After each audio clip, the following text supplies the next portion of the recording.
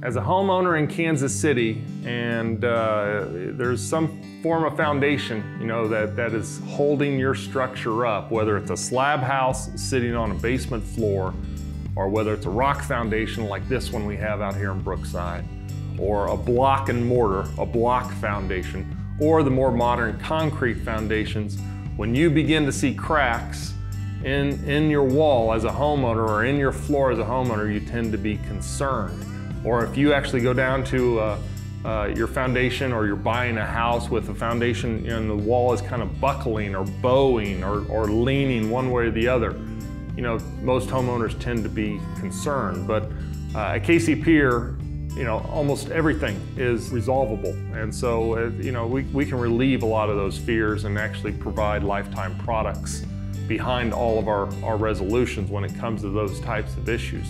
But what causes those cracks or buckling, or sometimes joist pockets, or this beam here that runs through the center of your house, whether it's wood or in most cases it's an I-beam, an iron I-beam, and a lot of times it pushes outside that foundation wall, all those are resolvable. But what's causing that is in Kansas City and Missouri, we have clay. And clay will contract and expand like a sponge when exposed to water.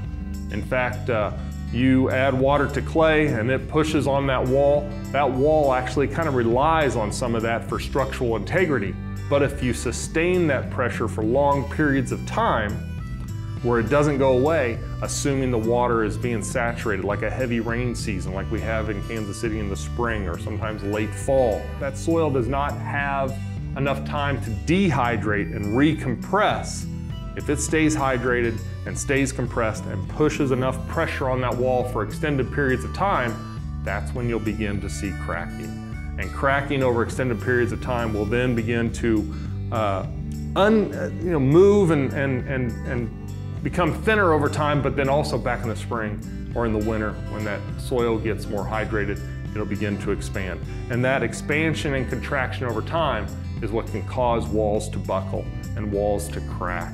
And so there are many resolutions when it comes to that. There's very, very many variables that comes to resolving that clay, but it's the clay in the soil that's causing that issue, expanding and contraction. Some of that can be resolved with just I-beams that we can actually use to reinforce walls. Sometimes we actually, on the ultimate other end of the spectrum, you gotta get rid of the issue. You gotta get rid of the clay. And so we'll actually take the clay out from the outside of the home, dig it out and excavate it out, remove it for 3 to 4 feet outside the home, replace it with gravel, so that way that expansion and contraction is happening away from the house, and so you're relieving the pressure on the wall. We can even straighten that wall again if need be, push that wall back so it's straight once the issue is removed, the clay.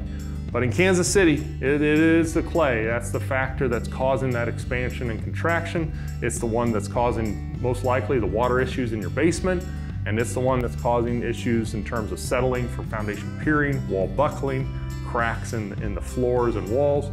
It's the clay and the expansion when it's exposed to Kansas City waters that ultimately are causing those issues. Hard work, work.